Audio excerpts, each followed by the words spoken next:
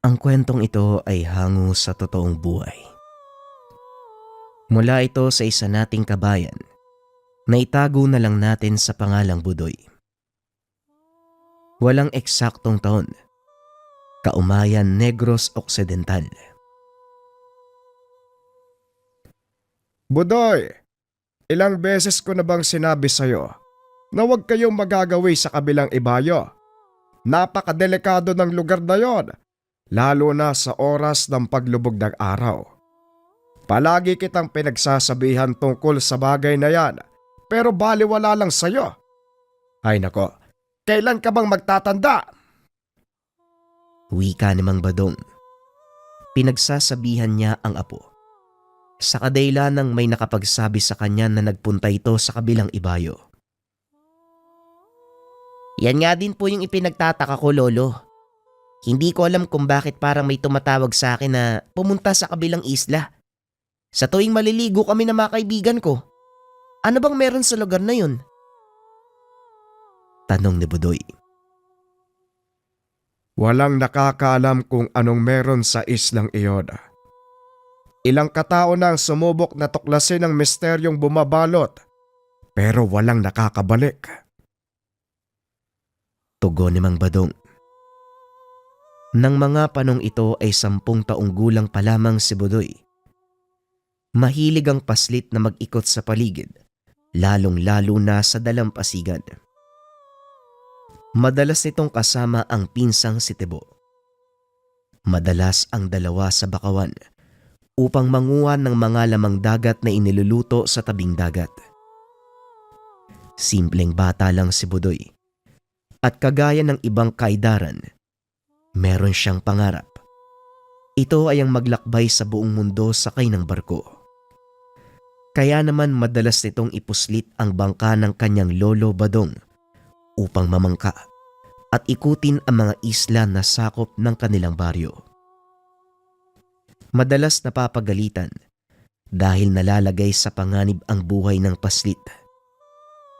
Sa edad na 10 taon, nagagawa na nitong paandarin at imaneobra ang bangkang dilayag. Minsan isang araw walang pasok sa eskwela dahil walang magawa. Naisipan ng magpinsan na mamangka.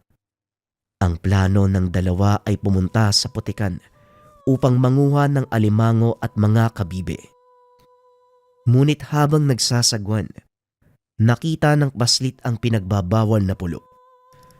Laking gulat ng pinsan nang nagsasagwan na si Budoy papunta sa isla. Uy Budoy, ano sa tingin mo yung ginagawa mo? Bakit ka nagsasagwan papunta sa isla? Ha? Ano? Anong sinasabi mo? Wala naman ah. Tugon ni Budoy. Nang mapansin nito ang direksyong tinatahak ng bangka, dali-dali niya itong isinagwan pabalik. Uy pinsan, huwag ba sabihing wala ka sa wisyo nang ipihit mo yung bangka? Muling tanong ni Tibo. Pasensya ka na Tibo ah. Parang may nagsasabi kasi sa akin na pumunta sa islang yun eh. Alam mo hindi ko alam kung bakit. Pero ang lakas ng kutob ko na may kung anong nandyan sa pulo na yan eh. Para bang konektado sa buhay ko? Pagpapaliwanag ni Budoy. Matapos ang pangyayari, nagpa siya ang dalawa na umuwi. Si Tibuna ang nagsagwan.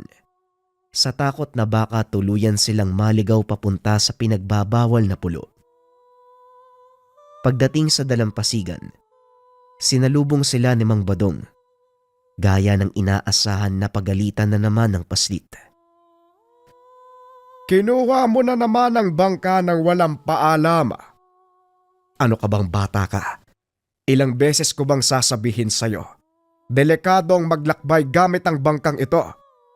Mabuti na lang at hindi kayo naabutan ng malakas na hangin sa laot.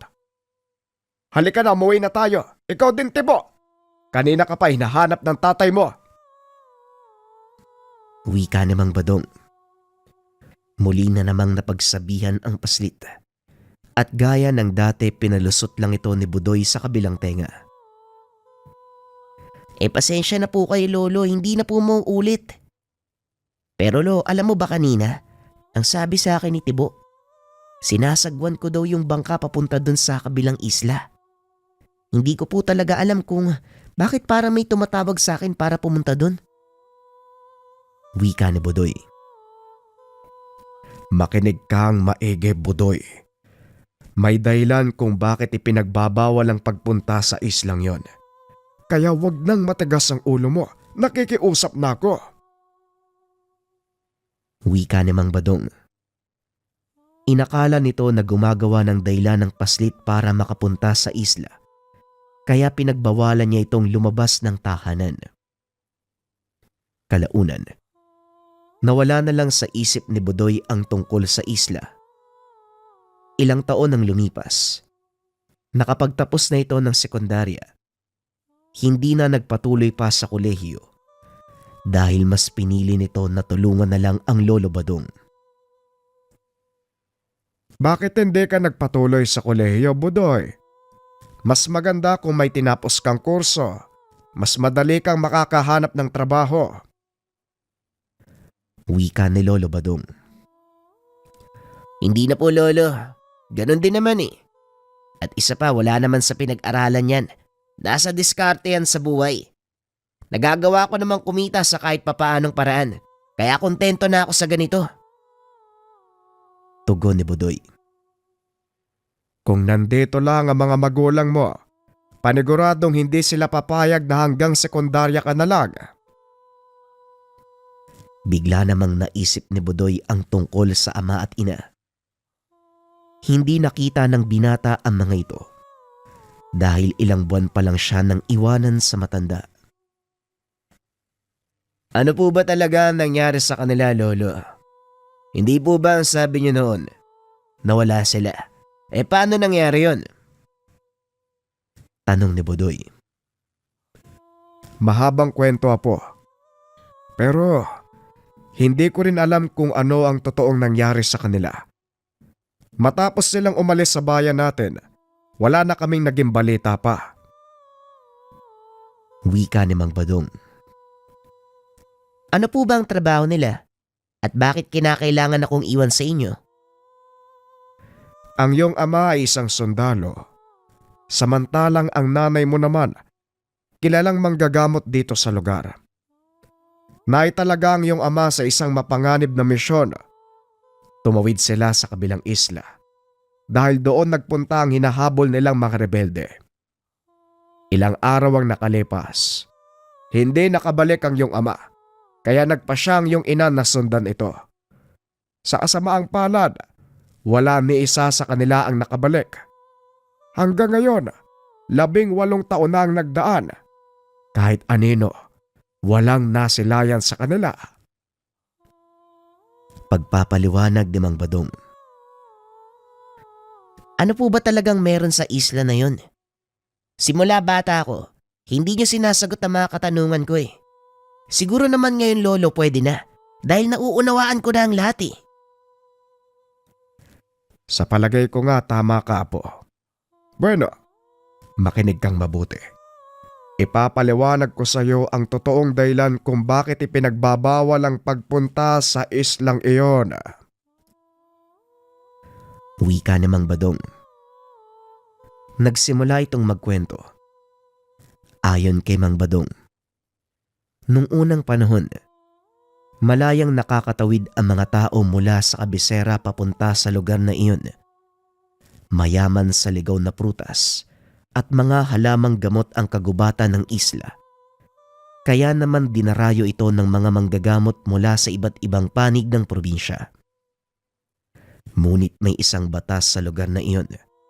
Bawal lumampas sa poder na bato. Hindi alam ng mga tao ang totoong dahilan kung bakit merong ganun sa lugar. Mas pinili nilang sumunod na lamang sa mga babala. Ngunit may isang taong nanghas na tuklasin kung ano ang nasa kabilang bahagi ng pader na iyon. Walang kaalam-alam ang mga tao. Ito ang magiging dahilan ng mas malaking trahedya. Tuwing 3 Biyernes ng buwan nagpupunta ang mga manggagamot sa lugar upang manguha ng mga halamang gamot at sangkap sa kanilang mga pangbanyos pati na rin sa mga ginagawang pangontra. Wala namang naging problema nung una. Kaso nga lang isang araw, nakita nilang nagkandamatay na ang mga halamang gamot. Wala na rin silang makitang mga pangontra sa paligid. At dahil sa pagkamatay ng halos lahat ng mga halaman, nakita ng mga manggagamot kung ano ang nasa kabilang bahagi ng batong harang. Hindi malinaw sa mga manggagamot kung ano ang nangyari. At dahil walang napala, nagpasya ang mga itong magsipag-uwi na. Ngunit bago pa man sila tuluyang makaalis sa isla, isa-isang naging bato ang mga ito. May iilang nakaligtas. Yon ay ang mga manggagamot na nasa dalampasigan. Mabilis na nakatalon ang mga ito sa tubig alat. Lumangoy pabalik sa kabisera. Ayon sa mga ito, isang maliit na baryo na gawa sa bato ang nasa likuran ng pader. Kaso nga lang wala silang nakitang tao sa lugar. Nakarinig sila ng mga alulong na parabang nagmula sa hindi matahimik na mga kaluluwa. Yan lang ang nalalaman ko tungkol sa kabilang isla. Bata pa ako nang marinig ko ang kwentong yan, Budoy. Kaya hindi rin malinaw sa akin kung totoo ba o hindi ang mga nangyari sa islang yon. Wika ni Mang Badong. Posible po ba? Ganoon ang nangyari sa nanay at tatay ko? Posible, Budoy. Kaya nga'y pinagbawal ng mga tao ang pagpunta sa islang iyon. Kung naging bato ang mga tao sa islang yun, malaki ang posibilidad na pwede pa silang makaligtas. Hindi tayo sigurado At kung meron man nakaligtas doon sa loob ng isla, malamang hindi rin sila magtatagal. Walang pagkain at tubig na maiinom sa lugar na yon. Tugon ni Mang Badong. Kung titignan ang isla mula sa malayo, puro patay na kahoy ang makikita. Wala ni isang ibon ang naninirahan dito. Ang karagatan sa paligid ng isla ay hindi rin kinakikitaan ng anumang buhay. Kinagabihan habang nakaiga, hindi maiwasan ng binatang maisip ang mga magulang. Tanging sa larawan lang nasilayan ni Budoy ang mga ito. Kaya hindi mawala sa kanya ang pagnanais na makita ang mga magulang ng harapan. Kinabukasan, maagang nagising ang binata para magpunta sa dalampasigan. Sasamahan nito ang pinsang si Tibo para mangisda. Ito ang isa sa pinagkakakitaan ni Budoy bukod sa panghuhuli ng alimango. Napansin ko kanina parang ang layo ng tingin mo . Ano bang nasa isip mo? Tanong ni Tibo habang nagkakarga ng lambat. Napag-usapan kasi namin ni Lolo Badong yung tungkol sa mga magulang ko. Sinabi niya na sa akin ang dahilan kung bakit walang pumupunta sa kabilang isla. Matagal ng kwento yun nangyari sa isla . Ang sabi nila, naging bato daw yung mga nakatira doon. Yan nga din ang sinabi sa akin ni Lolo Badong . Kaso nga lang, hindi malinaw sa akin kung bakit sila naging bato. Sinabi din sa akin ni Lolo ang dahilan kung bakit ako iniwan ng mga magulang ko. Tugon ni Budoy habang nagsasagwan palaot. Kwento ng binata ang mga sinabi ni Mang Badong. Ilang sandali pa natapos na nilang iarya ang lambat. Medyo malakas ang agos ng mga oras na yun. Pababa ang tubig. Kailangan nilang antayin magkati para mas magaan ang paghila. Kaya naman nagpasya ang mga itong ibabad sandali ang lambat. Ang alam ko, pinsan, manggagamot talaga yung nanay mo . Pero yung tungkol sa tatay mo, parang wala akong narinig na kung anong totoong trabaho niya noon . Ngayon ko nga lang nalaman yan . Sundalo pala yung tatay mo. Ang sabi ni Lolo Badong, yun nga, sundalo siya. Pero ni isang letratong nagpapatunay, wala akong nakita sa tahanan namin. Ay nako, kesa puro tayo tanong dito, na alam naman natin pareho na wala tayong makukuhang sagot sa isa't isa. Bakit hindi na lang natin tuklasin kung ano ba talaga yung totoong nangyari? Huwag mo sabihin gusto mong pumunta sa kabilang isla. Hoy, hindi yan yung gusto kong sabihin ha. Ikaw yung may sabi niyan. Kung yan lang ang makakapagbigay linaw sa isipan ko at makakasagot sa mga tanong natin, bakit hindi? Ang totoo noon pa man, gusto ko nang pumunta sa islang yan eh. Naiintriga kasi ko. Yun naman pala eh. O total, nandito na tayo. Hindi naman ganong kalayo yung isla. Bakit hindi na lang natin puntahan? Ano? Tara? Nag-aalangan si Budoy sa naging pasya ng pinsan dahil alam niya na magagalit si Mang Badong sa oras na malaman nitong nagpunta sila sa pinagbabawal na lugar. Teka, medyo alangan ako sa gusto mong gawin, Tibo ah. Kahit na gustong gusto kong pumunta sa lugar na yan, inaalala ko yung sasabihin ni Lolo Badong. Siguradong magagalit na naman yun. Uy, ano ka ba pinsan? Matatanda na tayo, Budoy. Alam na natin ang ginagawa natin. Kaya maiintindihan ni Lolo kung pupunta tayo sa isla, lalong-lalo na ikaw. Ang sabi niya, doon huling pumunta ang nanay at tatay mo, di ba? Eh di mas merong rason kung bakit mo kailangan pumunta sa lugar na yun. Wika ni Tibo. Napaisip naman si Budoy sa sinabi ng pinsan. Napatingin siya sa isla. Sa pagkakataong iyon, nakapagdesisyon ang binata. Siguro, wala namang mawawala kung sisilip tayo sa isla, di ba? Tugon ni Budoy. Napangiti si Tibo. Nagsimulang magsagwan papunta sa kabilang isla. Unti-unti ay napapalapit sila sa dalampasigan. Magkahalong emosyon ang nararamdaman ng dalawa habang sumasadsad ang kanilang bangka sa buhangin ng isla. Akmang bababa na sana si Budoy nang mapansin nito ang mga butong nakabaon sa buhangin. Batay sa laki nito, alam ng binata na mula ito sa isang tao. Ano? Aatras ka pa ba? Nandito na tayo, Budoy oh. Hindi, Tibo. Halika na. Tumuloy na tayo. Habang naglalakad ang binata, papasok sa patay na kakawyan, ramdam nito ang nakakakilabot na enerhiya sa paligid. Hindi naman pala ganun nakakatakot dito eh.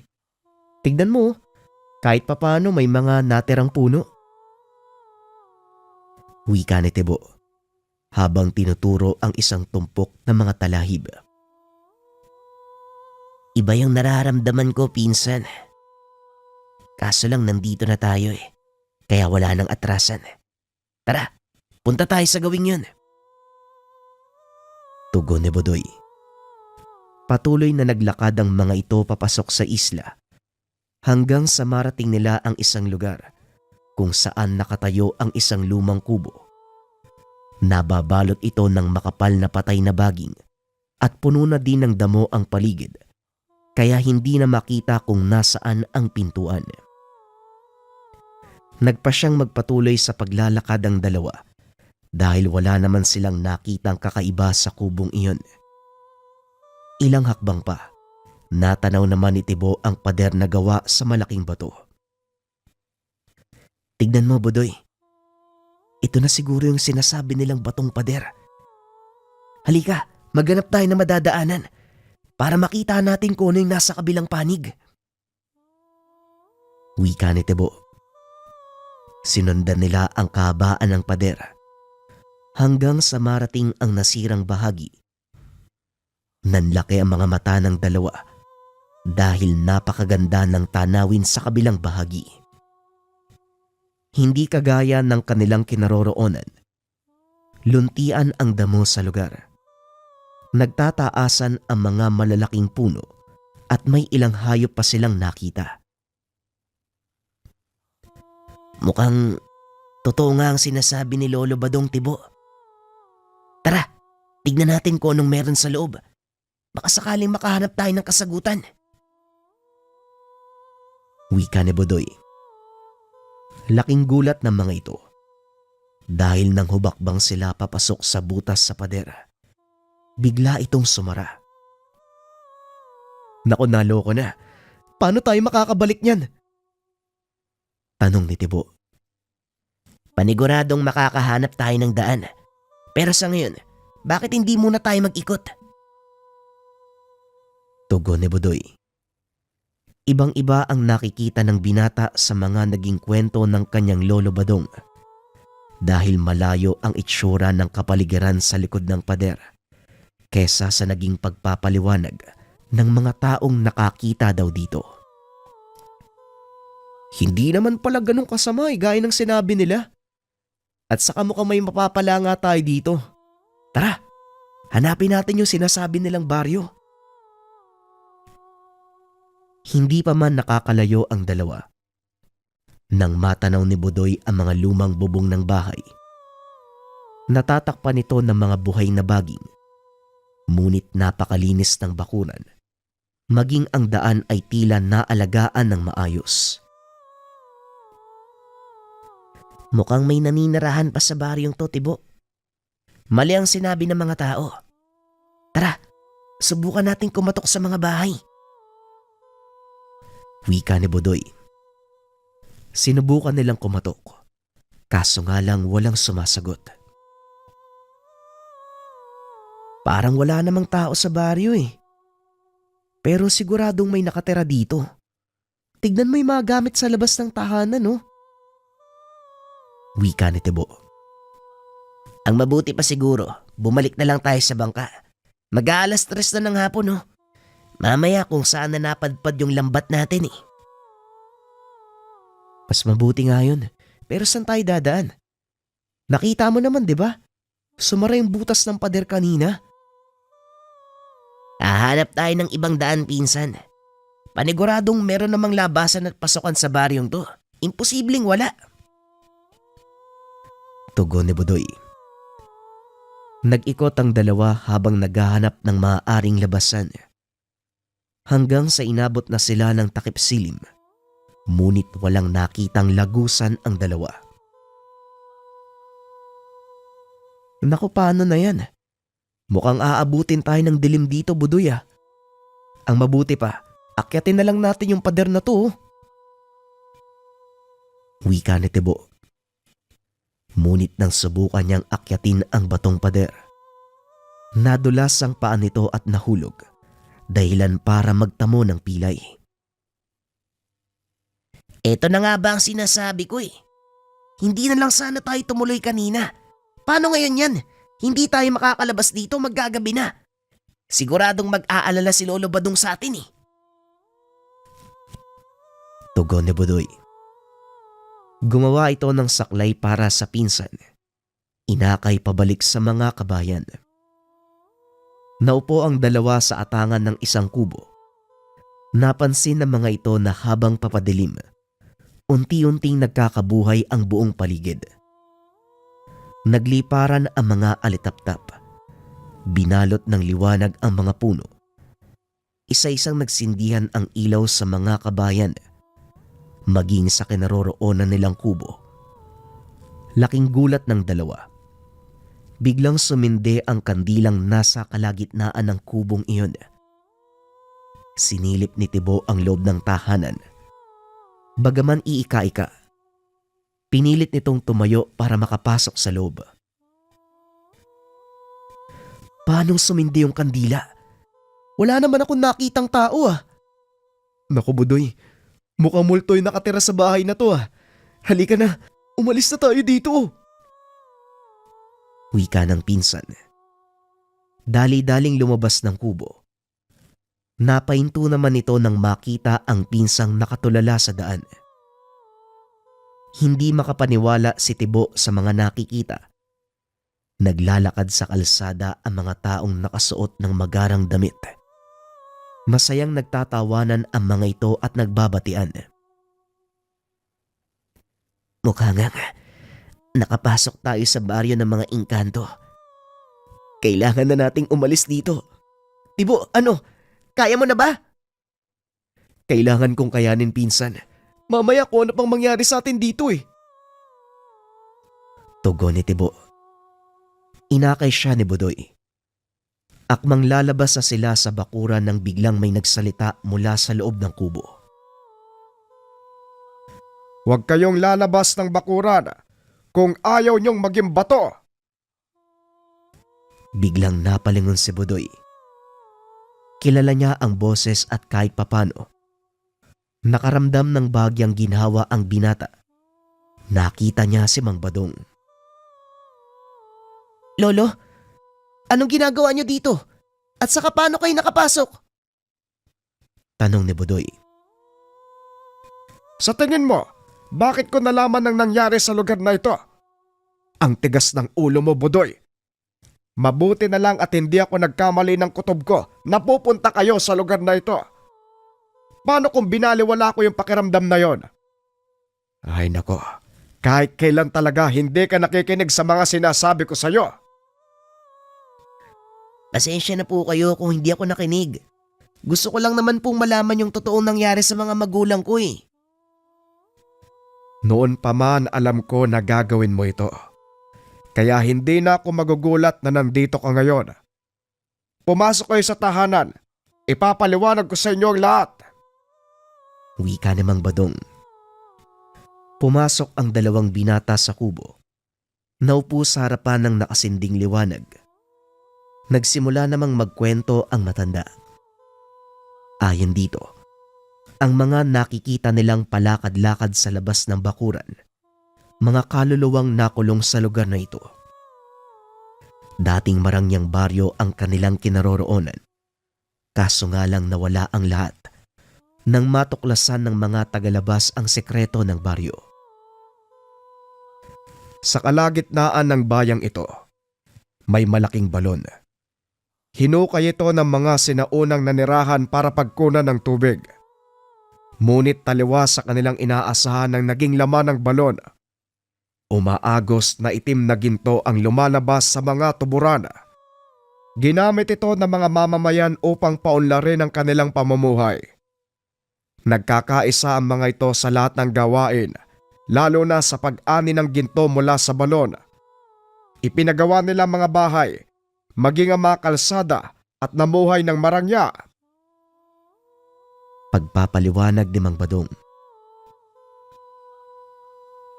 Ano naman po yung kinalaman ng kwentong yan sa hiwagang bumabalot sa lugar na to?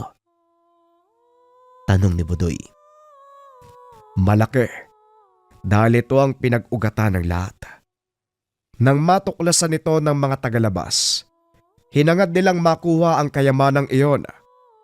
Nagawa naman nilang kunin, ngunit ng mga sandaling itatawid nila ito sa kabisera. Kusang kumilos sa mga likidong ginto, bumalik sa balon, kasama ang mga tagalabas. Pagpapaliwanag ng matanda. Ayon pa dito, nagalit ang engkantong nagbabantay sa lugar. Kaya naman nagpakawala ito ng gintong pulbos mula sa balon. Ginawang bato ang lahat ng mga naninirahan sa baryo. Kasabay ng pangyayari, iniwan ng mga engkanto ang baryo. Isinumpang walang sino mang naroon ang makakalabas kapag terikang araw. Maging ang mga dayong naiwan at ang mga pumupunta roon ay naapektuhan ng nasabing sumpa. Eh di, pati tayo, Lolo Badong. Naapektuhan na. Paano tayo makakaalis niyan? Tanong ni Tibo. Kabaliktaran naman ang mangyayari sa atin. Sa oras na lumabas tayo ngayong gabi, doon e-epekto ang sumpa. Kaya sundin nyo lang ang sinasabi ko at manatili dito kung gusto nyo pang makalabas. Kung ganon, matagal na po kayo nagpapabalik-balik sa lugar na ito, Lolo? Simula nang mawala ang nanay mo, hindi na ako tumigil sa paghahanap sa kanya sa lugar na ito. Sa kasamaang palad hindi ko siya nakita. Ngunit ang iyong ama, alam kong kinaroroonan niya. Kung ganon, Lolo, gusto ko po siya makita. Pwede ba natin siyang puntahan? Bukas po, Lolo, pag sikat ng araw. Pwede naman. Maaari nating gawin yon. Pero hindi maganda ang makikita mo. Wala na akong magagawa, Lolo. Tanggap ko na po. Wala na po yung tatay ko. Ay nako, o siya, magpahinga na muna kayo. Bukas na bukas, pupuntahan natin ang lugar kung saan naroon ang iyong ama. Malapit din sa lugar na yon ang lagusan palabas. Tugon ng matanda. Hindi rin nakatulog si Budoy dahil sa mga alulong at ingay na ginagawa ng mga kaluluwang nasa labas ng tahanan. Alam kong gising ka pa, Lolo. May tanong lang ako. Bakit hindi niyo sinabi sa akin ang tungkol noon kay tatay? Yun ay sa kadahilanang gagawin mo ang ginagawa mo ngayon. Sa oras na malaman mo ang katotohanan. Magpahinga ka na. Maaga tayong lalakad bukas. Tugon ni Mang Badong. Hindi na nagsalita pa si Budoy. Sa halip ay pinapakiramdaman lang nito ang paligid. Hanggang sa makatulog. Ilang oras ang nakalipas, ginising ni Mang Badong ang dalawang binata. Dali-dali namang tumayo si Budoy. Inalalayan si Tibo. Paglabas nila sa kubo, saka palang napansin ni Budoy ang ganda ng baryo. Ngayon mas nauunawaan ko na kung bakit sinakop ng pagkagahama ng mga taong nakatira sa baryong ito. Tignan mo ang mga bato, Tibo. Lahat ng yan gawa sa ginto. Wika ni Budoy. Kung tutuusin, mayaman na tayo. Pero ayokong pangunahan ng pagiging sakim. May dahilan kung bakit ipinakita sa atin ang lahat ng ito. Siguradong pagsubok lang yan. Wika ni Tibo. Hindi na nagsalita si Mang Badong. Alam nitong tama ang sinabi ng apo. Marahang naglakad ang tatlo papunta sa sinasabing lugar ng matanda kung saan ito nakita ang ama ni Budoy. Pagdating sa lugar, tumambad sa binata ang napakaraming kalansay at ilang gamit na mga sundalo. Nilapitan ni Mang Badong ang nag-iisang kalansay na nakasandal sa puno. Ito ang labi ng iyong ama, Budoy. Tignan mo ang apelidong nakasulat sa kanyang uniforme. Pasensya ka na kung hindi ako nag-abala pang dalin siya sa kabisera. Alam mong hindi ko pwedeng galawin ang anumang nandito sa isla dahil maaaring masama ko sa sumpa ng baryong ito. Nauunawaan ko po, Lolo. Wala naman na ako magagawa eh. Tugon ni Budoy. Kumuha siya ng ilang pirasong bulaklak at inalay sa tabi ng ama. Habang ginagawa nila ito, nakaramdam ang binata ng paungulila. Hindi nito napigilan ang umiyak. Hinawakan naman ni Mang Badong ang balikat niya upang aluin.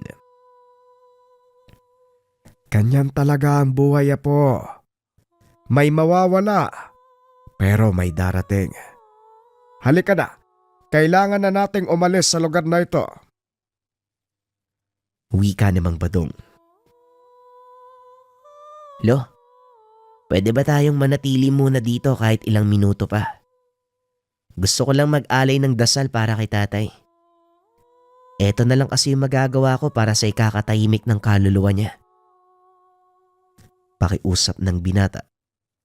Pumayag naman si Mang Badong. O sige, walang problema. Nakikita ko naman na dito ang lagusan.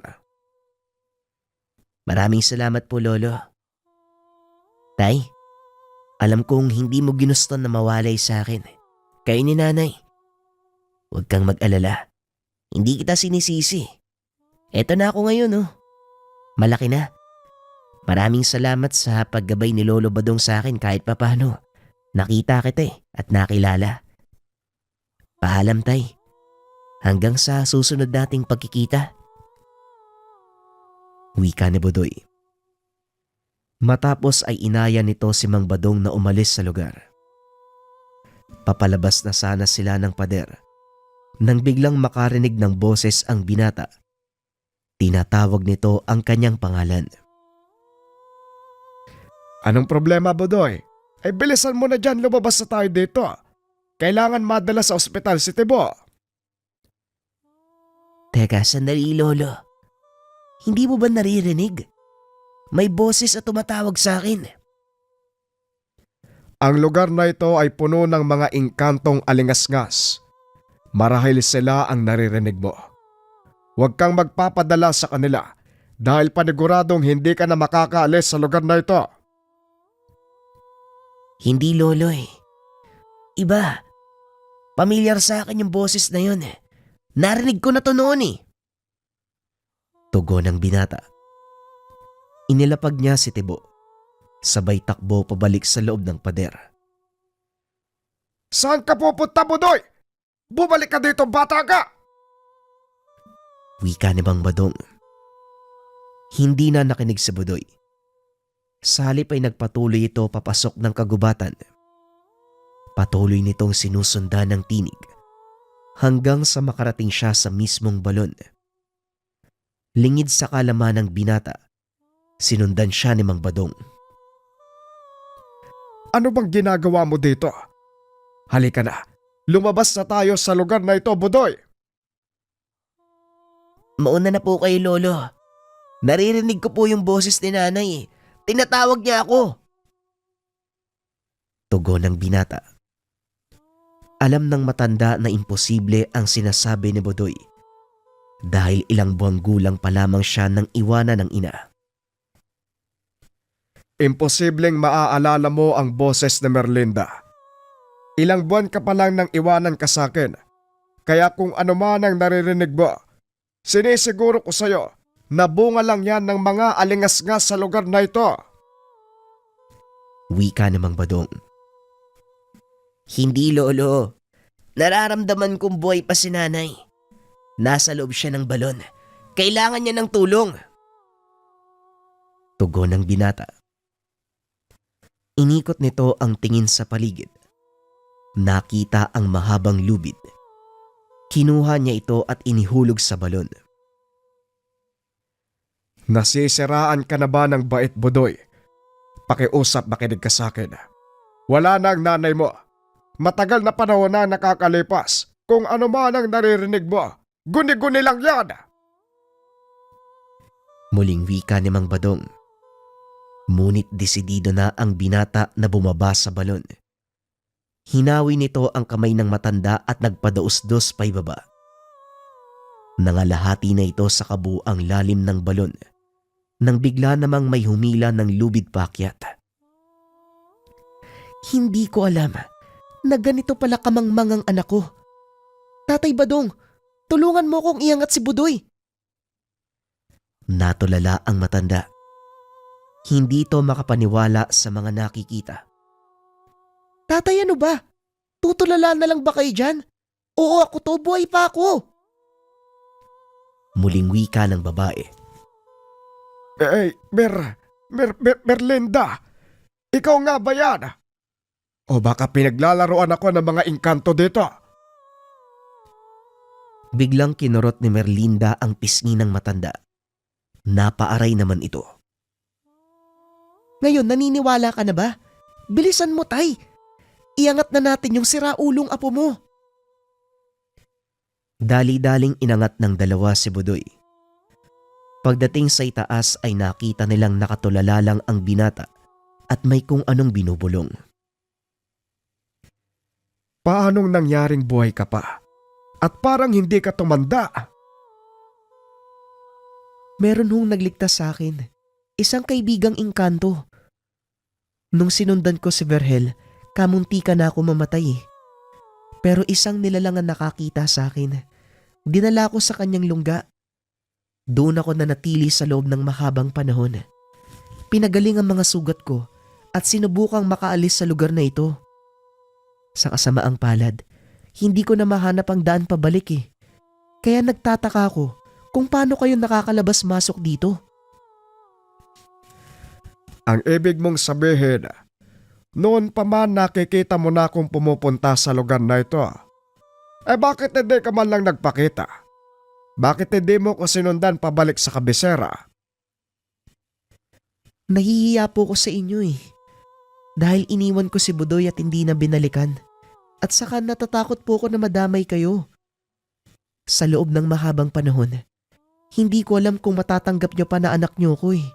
O mapapatawad mo ko, Tatay Badong. Wika na Merlinda. Alam mo bang nasa labas kami ng pader kanina, pero bumalik si Budoy? Alam mo rin ba kung ano ang dahilan? Narinig niya ang boses mo. Nakilala ng anak mo ang tinig ng kanyang ina. Napayak si Merlinda sa sinabi ng matanda. Dali-dali nilang binitbit ang walang malay na binata palayo sa balon. Kaso nga lang hindi pa man nakakalayo. Biglang yumanig ang paligid. Tila may kung anong kumikilos sa ilalim ng lupa. Nakarinig ng malalakas na dagungdong ang dalawa. Mula sa balon, isang malakas na sigaw ang umalingaw-ngaw sa paligid. Nandito na siya. Bilisan mo, Tay. Kailangan mong mailayo si Budoy. Ay, sinong siya? Sino Merlinda? Sino ang paparating? Ang nilalang na may gawa ng lahat ng ito. Hindi ko nasabi sa inyo na may dalawang malakas na engkanto ang nakatira sa islang to. Isa sa kanila ang tumulong sa akin. Ngunit sa kasamaang palad, pinatay siya ng isa pa. Anong klaseng engkanto ang naninirahan dito, Merlinda? Tanong ni Mang Badong habang inaakay patayo si Budoy. Sila ang mga bulawan. Yun ang tawag sa kanila eh. Dahil ginto ang dugong dumadaloy sa kanilang ugat. Mahilig din sila sa kaluluwa ng tao. Kaya naman kung sinong mapadpad sa kanilang teritoryo, hindi nila pinapatakas pa. Pagpapaliwanag ni Merlinda. Isang hakbang na lang ay mararating na nila ang lagusan. Biglang nagpakita ang isang malaking nilalang. Nagawa sa ginto ang buong katawan. Paulit-ulit nagbabago ang katawan nito. Lumilipat-lipat ang bahagi ng katawan. Sa palagay mo, saan mo dadali ng mga bihag ko, Merlinda? Wala kang kadala-dala. Tignan mo ang ginawa mo sa mga sundalo. Sa pagnanais mo na iligtas sila. Yan ang nangyari. Wika ng nilalang. Hindi mo sila bihag, Yumon. Mga kaanak ko sila. Kailangan nilang makalis sa lugar na ito sa ayaw at sa gusto mo. Pasensya na. Pero hindi ko pahihintulutan ang gusto mong mangyari. Kung magpupumilit ka, pati ikaw ay papatayin ko. Kagaya ng ginawa mo sa kakambal mong si Yumi. Wala kang awa, Yumon. Pero hindi ako makakapayag na mangyari sa akin yung ginawa mo sa kapatid mo. Tatay Badong, umalis na kayo dito.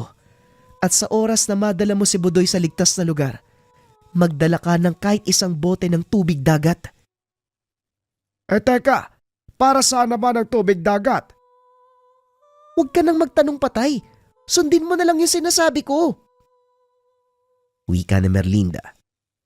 Dali-daling inakay ng matanda si Budoy habang nililito ng ginang ang kalaban. Hindi kayo makakaalis sa isla. Habang buhay kang mananatili dito, Merlinda. Ganon din ang mangyayari sa iyong mga kasama. Ito ang nagiging kabayaran ng kasakiman. Hindi nagangad ng anumang yaman mula dito ang aking anak at biyanan. Kaya pakiusap, hayaan mo silang umalis. Ako lang naman ang kailangan mo dito, di ba? Oo, tama ka. Ikaw lang ang kailangan ko.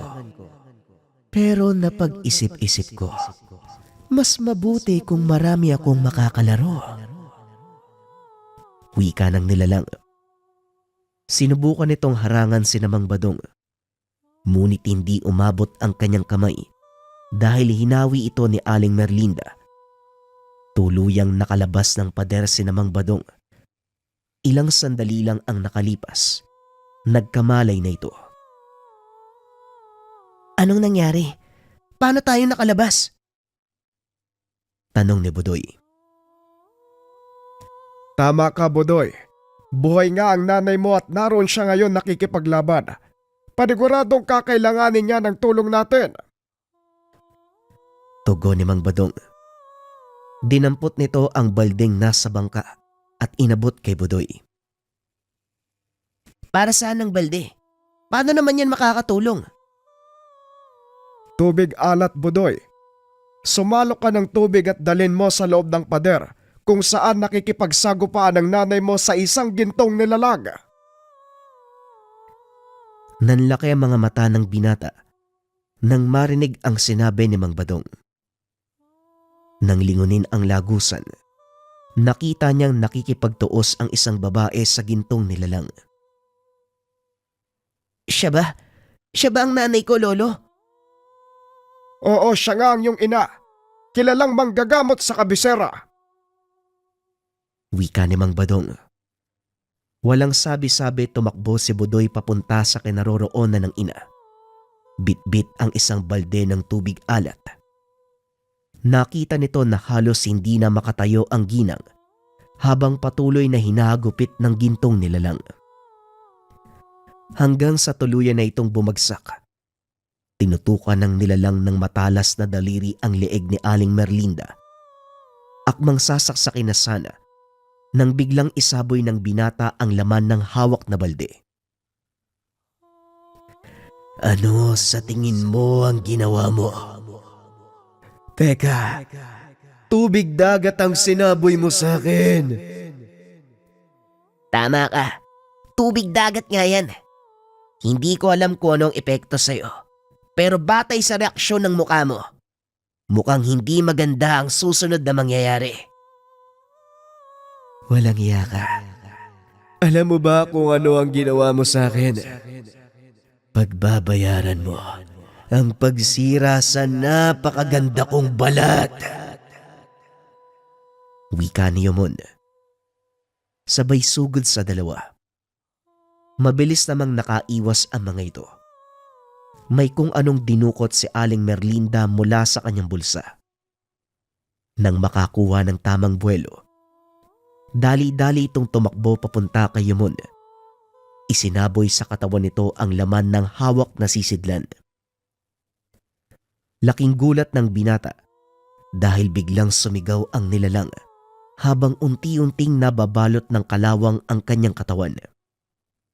Nanigas ito hanggang sa hindi na makakilos. Kinuha naman ng dalawa ang pagkakataon upang makatakas sa lugar. Bilisan mo, Budoy, anumang oras. Lulubog ang islang ito. Wika ni Aling Merlinda. Nang makalabas sila sa pader, dali-daling sumakay ng bangka at umusad palayo sa lugar.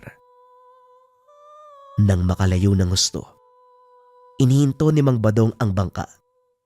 Pinagmasdan ang unti-unting paglubog ng isla. Sa hinaba-haba ng panahon, sino mag-aakalang tuluyang maglalaho ang islang ito? Mabuti na rin ang ganon, Tatay Badong.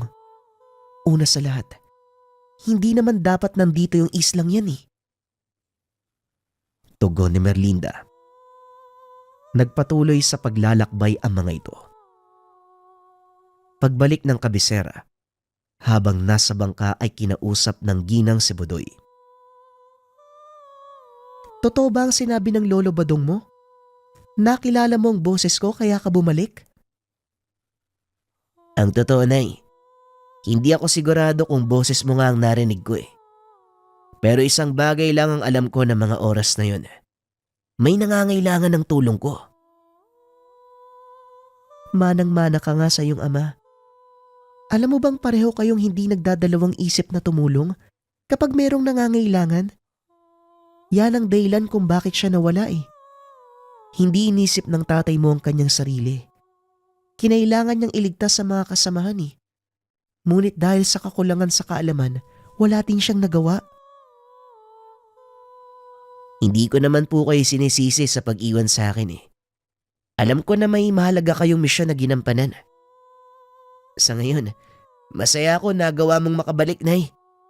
Marami kang dapat bawiin sa akin, ha? Tugon ni Budoy. Niyakap naman ito ng ina. Sa kauna-unahang pagkakataon, tila nawala ang malaking puwang sa puso ni Budoy. Pagdaong nila sa dalampasigan ng kabisera, laking gulat ng mga ito dahil napakaraming tao sa tabing dagat, nakikiusyoso sa mga nangyari sa kanila. Walang ideya sa totoong kaganapan kung bakit lumubog sa karagatan ang misteryosong pulo. Nagulat din ang mga tao nang makita si Merlinda dahil alam ng mga ito na wala na ang ginang. Mukhang mahabang paliwanag ang kailangan kong gawin, Mukha nga. Pero mas makakabuti kung ititikom mo na lang ang bibig mo. Wala namang magagawa ang mga tao kung hindi mo sasagutin ang mga tanong nila. Makikiusyoso lang ang mga yan. Wika ni Mang Badong. Makalipas ang ilang araw, simula nang bumalik si Merlinda, tila unti-unting nanumbalik ang dating buhay ng mga tao, lalo pa nang mawala ang misteryosong isla. Nawala din ang takot ng mga ito na baka mawala ang isa sa kanilang mga kaanak. Mukhang nanumbalik na ang dating sigla ng bayan, Lolo. Siguro nga, sumpa sa mga tao ang isla. Wika ni Budoy habang nagpapagpag ng lambat. Sa totoo lang, wala naman sanang mapapahamak. Kung hindi lang nila papairali ng kuryosidad, marami ang napapahamak dahil dyan Lalong-lalo na ang kasakiman. Pero hindi mo rin naman mapipigilan ng mga taong tuklasin o usisain, lalo na mga bagay na bago sa kanilang kaalaman. May ilang natatakot, pero marami talagang nais na malaman ng mga bagay-bagay. Muling wika ni Budoy. Sa paglipas ng mga taon, tuluyang naging maunlad ang lugar. Nagbalik na rin ang dating sigla ng karagatan. Yumabong ang industriya ng turismo, maging ang pangisdaan. Samantalang si Aling Merlinda naman, ipinagpatuloy ang kanyang tungkulin bilang manggagamot ng kanilang baryo. Marami ang nagtatanong kung saan ito nagpunta. At para pagtakpan ng totoong nangyari, sinabi na lang ng ginang na tinahak nito ang daan ng pagiging ermitanya. Naging mas mahusay din ang kaalaman nito sa paggamit ng mga halamang gamot dahil sa tulong ng kaibigang engkanto. Budoy anak, hindi pa uli ang lahat para makapagtapos ka ng pag-aaral. Gusto ko magpatuloy ka ng kolehiyo nang hindi masayang yung buhay mo sa lugar na ito. Kung nabubuhay lang ang tatay mo, siguradong yan din ang gusto niyang mangyari. Siguro po, Nay. Wag na lang po. Magtatrabaho na lang po ako. Wala naman tayong pangtusto sa pag-aaral ko . Tugon ni Budoy. Inilabas ni Merlinda ang isang supot. Inabot sa kamay ni Budoy. Buksan mo ang supot, anak. Ibinigay sa akin ni Yumi ang mga butil ng ginto para kung sakali mang makabalik ako sa mundo natin, may gagamitin akong panimula. Nanlaki ang mga mata ni Budoy nang makita ang napakaraming butil ng ginto. Malaking halaga po yung katumbas nito, Nay. Pero hindi naman kaya masumpa tayo niyan? Hindi, anak. Kapag pinagkalob sa iyong isang bagay, wala itong kaakibat na masamang pangyayari. Kaya tanggapin mo. Gamitin para magkaroon ka ng maayos na buhay. Matanda na ako . Ilang taon na lang mawawala na ako sa mundo. Ito na lang ang tanging paraan ko para makabawi sa mga taong wala ko sa tabi mo. Tugon ni Aling Merlinda.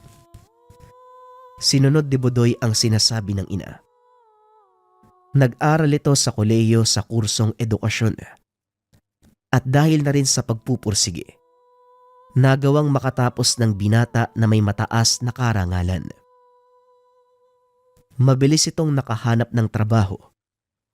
Kalaunan ay tuluyang naging maunlad ang pamumuhay. Maraming natulungan ang binata, lalo na ang kanilang mga kababaryo. Hindi naging makasarili si Budoy. Ibinahagi nito sa mga kababaryo ang kanyang naging tagumpay. Hindi inasahan ng binata na magbabago ng tuluyan ang kanyang buhay at ang naging karanasan ang siyang ginawang inspirasyon upang makatulong sa ibang tao. Sa paglipas ng panahon, kinilala si Budoy sa kanilang bayan at kalaunan, tumakbo bilang alkalde. Dahil na rin sa pagmamahal ng tao sa kanya, nanalo ang binata at tuluyang naisakatuparan ang kanyang matagal na pangarap. Ito ay ang mabigyan ng pangkabuhayan ang bawat isa sa kanyang mga kababaryong naghirap. Naging malapit si Budoy sa mga tao, lalo na sa kabataan. Pinagtuunan niya ng pansin, lalo na ang kinabukasan ng mga batang walang kakayahang makapag-aral sa kolehiyo.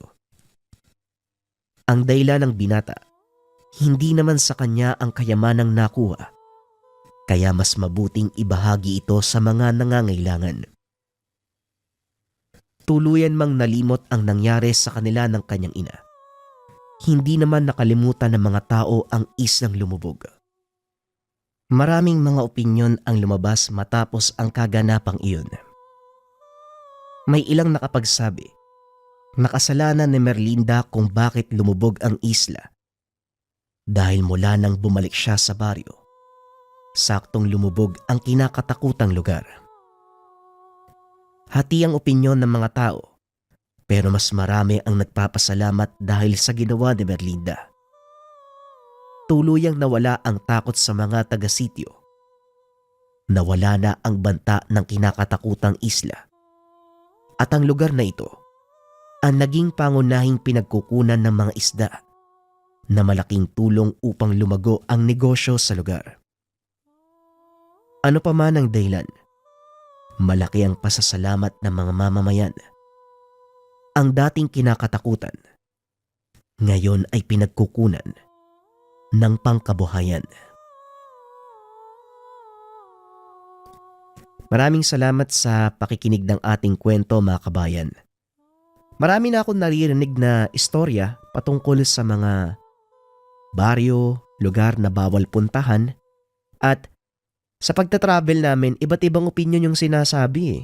Talagang walang makitang clear na pagpapaliwanag patungkol sa mga misteryosong lugar. At masaya ako na merong mga ganitong istorya, mga kabayan, kasi nabubuksan yung isipan ko sa hiwaga at misteryo ng ating bansa. Pero kayo ba, mga kabayan? Magandang sa inyo mismo magmula yung patungkol sa mga sekretong lugar. Kasi maraming ganyan yung hindi pa nalalaman ng mga Pilipino. I-share nyo naman sa comment section kung sa lugar nyo merong karanasan o merong kwento sa mga pinagbabawal na lugar o merong kwento sa mga lugar na bigla na lang nawala. Kayo nang bahalang magbahagi ng kwento, mga kabayan. Maraming salamat. Paalam.